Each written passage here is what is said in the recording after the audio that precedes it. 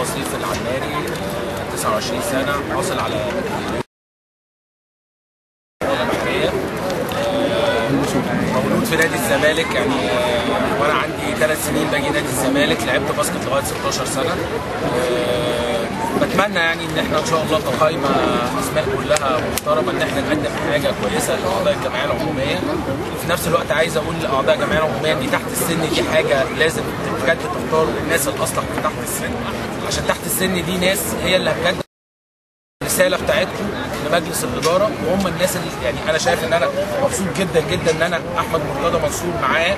ان احمد بجد اثبت ان هو راجل في 3 شهور ان هو قدم مسؤوليه وليه قراراته، وليه يعني الناس كلها حبت احمد بشخصيته القويه، وان هو بيخاف على النادي وبيجيب حقوق النادي.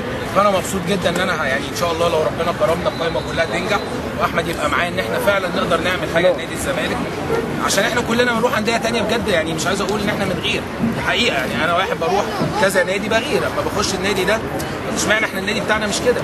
لا، احنا المفروض ان احنا النادي بتاعنا نادي الزمالك اسم كبير جدا، لازم يكون نادي محترم، ونادي يبقى ليه كذا فرع زي ما المستشار سامر ابو خير قال والمستشار مرتضى قال. فبتمنى ان شاء الله ان الجمعيه العموميه فعلا تختار الاصلح، وان شاء الله بالتوفيق. شكرا.